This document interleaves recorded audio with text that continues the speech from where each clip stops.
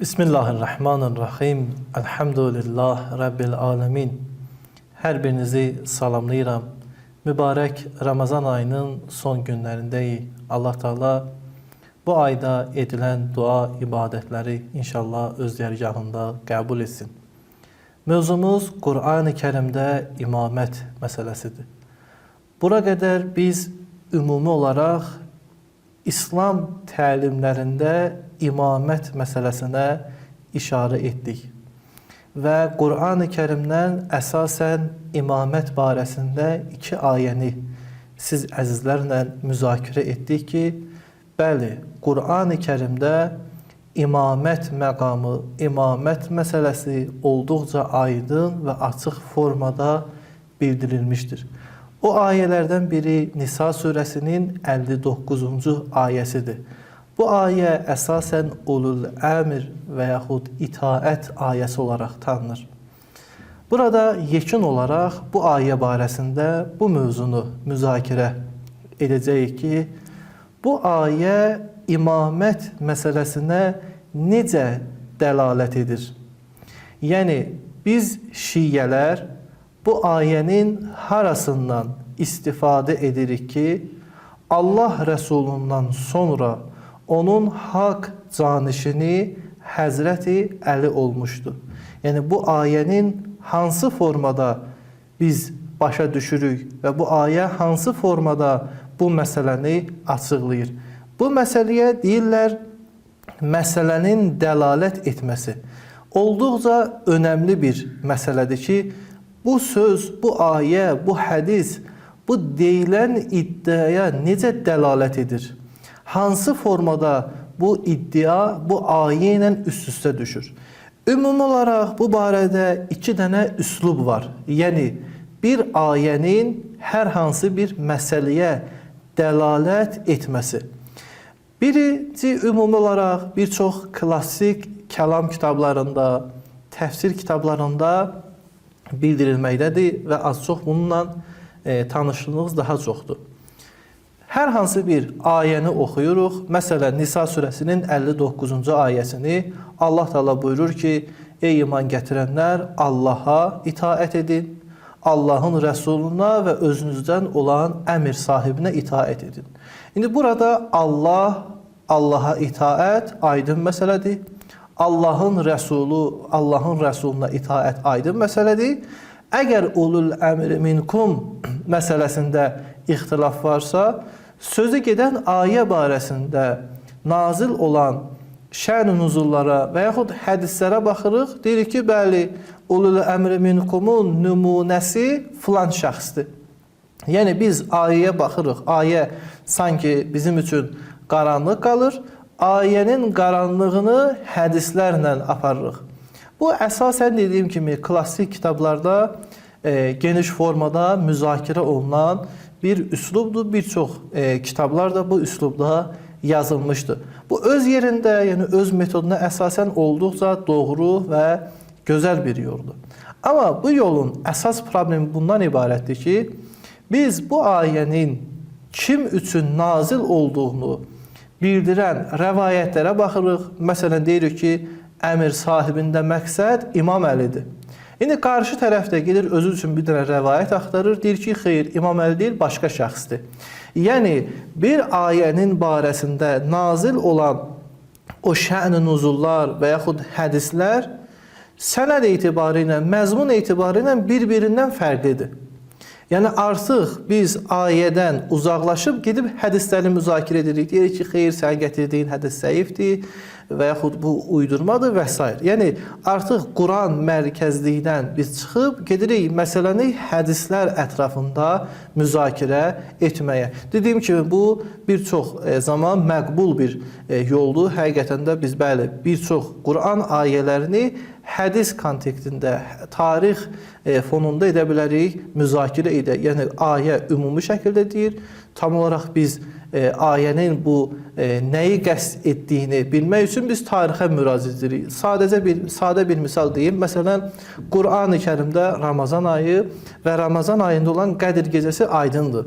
Yəni bilinir ki, Ramazan ayı var və Ramazan ayında Qədr gecəsi. Amma bu Qədr gecəsi hansı gündür? Yəni Ramazan ayının 1-dən ta 30-una qədər ehtimal oluna bilər də. Qur'an-ı Kərimdə Qədr gecəsinin hansı gün olduğuna dair heç bir məlumat yoxdur. Bu məlumatı biz əldə etmək üçün heç şübhəsiz səhih hədislərə istinad edirik. Görəsən 19-cu günüdür, 21-ci gündür, yoxsa 23-cü günü və s. Yəni Qur'an ümumi bir baxışı deyir və o baxışın tam xırdalığını hədis və yaxud tarixi məsələlərə irca edir. Biz də edə bilərik bu ayə tam olaraq kimə itaət barəsindən danışır? Hədislərə müraciət edir. Hədislərə də müraciətində heç şübhəsiz yəni səhih, doğru hədislər bunu göstərir ki, bəli, əmr sahibində məqsəd Həzrəti Əleyhisselamdır. Bu birinci yanaşmadır. İkinci yanaşma isə biraz fərqlidir. Bu da tarixən olub və bu metoddan bir çox kitablar yazılıb. Bizim mövzumuz, yəni Qur'anda imamət olduğu üçün bu ikinci metodu qəbul edirik ki, bu ayə necə imamət məsələsinə dəlalət edir. Burada yanaşma bundan ibarətdir ki, bu ayənin biz özünü təhlil edirik. Ümumi olaraq ayə nə demək istəyir?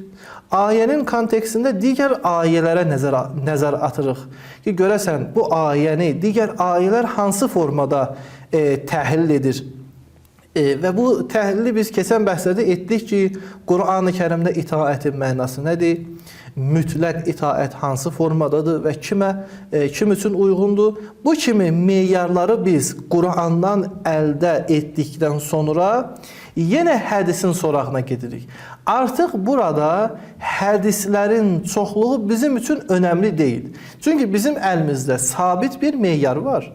O meyar əsasında bu təqdim olunan hədislərə baxırıq. O meyar nədir? Yəni bu ayədə hansı meyarlar var idi? Bu şəxsə, əmr sahibinə mütləq itaət etmək lazımdır. Əgər bir şəxsə mütləq itaət etmək lazımdırsa, o Peyğəmbərlə bərabər olmalıdır, elmi, mənəvi məqamda. Bu ikinci, Peyğəmbərlə mənəvi məqamda bir olan şəxsin mütləqdir, isməti olsun, məsum olmalıdır. Yəni danışarkən, hər hansı bir şeyi ifadə edərkən və yaxud öz rəftarında mütləq olaraq məsum olmalıdır. Yəni bu şəxsin əməlinə mən baxıb, əməl edəcəm və deyəcəm ki, Allah məndən bunu istəyir. Yəni, ismətin mənası budur, məsumluğun mənası budur. Çünki məsum özü ilə Allahın sözünü çatdırır. Yəni, bəndələr tam olaraq bunun rəftarına, sözünə tabi olaraq Allah bizdən bunu istəyir deyə bilərlər. Yəni, ismətin mənası budur. Yaxşı, bu kimi meyarları biz əlimizə alıb, bu hədislərin sorağına gedəndə, heç şübhəsiz bir çox şəxslər nə ismət iddiasında olub, bu bir. Heç ismətdən də düşək aşağı. Heç bu iddiada olmayıblar ki, biz bəli Allah Rəsulü ilə eyni məqamdayıq, yəni eyni dərəcədəyik, bəli mən edə bilərəm onun canişini olam. Heç belə bir iddiada etməyiblər. Bu ikinci məsələ. Üçüncü məsələ budur ki, yəni bura qədər təhlil olunan yalnız Şiə məzhəbinə aid deyil. Məsələn, Fəxr Razi də bu ayəni təhlil edərkən deyir ki, burada itaət o şəxsə olmalıdır ki, o məsum olsun. Yəni, bax, bura qədər bu məsələni biz tam olaraq Qur'an ayələrindən ələ alırıq. Bu meyarları ələ alırıq və bir qayda formalaşdırırıq. O qayda da yine hədisdən, Peyğəmbərin sünnətindən əlimizə gəlib. Bu da budur ki, Allah Rəsulü buyurub ki, La ta'ətə li məxluqin fi məsiyyətil xaliq. İnsan heç bir formada məxluqa, yaradana məsiyyət etmək üçün yaradılana itaət etməməlidir. Nəticə etibari ilə, elmi cəhətdən məqam, Allah Rəsuluna oxşarlıq, Allah Rəsuluna yəni vəhyi istisna edək, digər sifətlərdə oxşarlıq və bu iddianı edən İslam dünyasında kimdir? Bu yalnız Əli ibn Əbi Talib əleyhissalamdır. Demək, burada məqsəd, ey iman gətirənlər, Allaha itaət edin. Allahın Rəsuluna və özünüzdən olan əmr sahibinə itaət edin. Bu əmr sahibinin xaricdə nümunəsi yalnız və yalnız Əli ibn Əbi Talibdir. Ola bilməz ondan başqa bir şəxs bu ayənin nümunəsi olsun. O iddia edə bilər, o özünü filan göstərə bilər. Amma ayədən aldığımız meyar bizə icazə vermir bunu biz Əli ibn Əbi Talibdən başqası üçün göstərək. Və eyni zamanda bu da məntiqli deyək ki, məntiqli deyil ki, deyək ki, bu ayənin biz nümunəsini bilmirik. Yəni bu da necə ola bilər? Yəni Quran, Allah Teala sənə söz göndərir ki, buna itaət et. Sonra deyəcəksən ki, yox, mən bunu bilmirəm ki. Yəni bu heç bir formada məntiqi cəhətdən doğru deyil. Nəticə etibarı ilə bu ayə necə dəlalət edir Əleyhisselamın vilayətinə? O da bundan ibarətdir ki, Allah Teala elə bir şəxsə itaət etməyi istəyir ki, o Allah Rəsuluna oxşasın. Məqam, dərəcə baxımdan Allah Rəsuluna yaxın bir şəxs olsun. Bu şəxs kimdir? Əli ibn Əbi Talib. Buradan məlum olur ki, Nisa surəsinin sözü gedən əmr ayəsi, Nisa surəsinin 59-cu ayəsində məqsəd İmam Əli əleyhissalamdır. Şiyyələr bu ayəyə əsasən, yəni o istinad etdiyi ayələrdən biri budur. İstinadən deyirlər ki, bəli, Peyğəmbərdən sonra onun haqq canişini yerində otura bilən şəxs yalnız İmam Əli və İmam Əlidən sonra da onun pak övladları olmuşdur. Gələn bəhslərimizdə digər ayələri inşallah müzakirə edəcəyik. Əssalamu aleykum və rəhmətullahi və bərəkətuhu.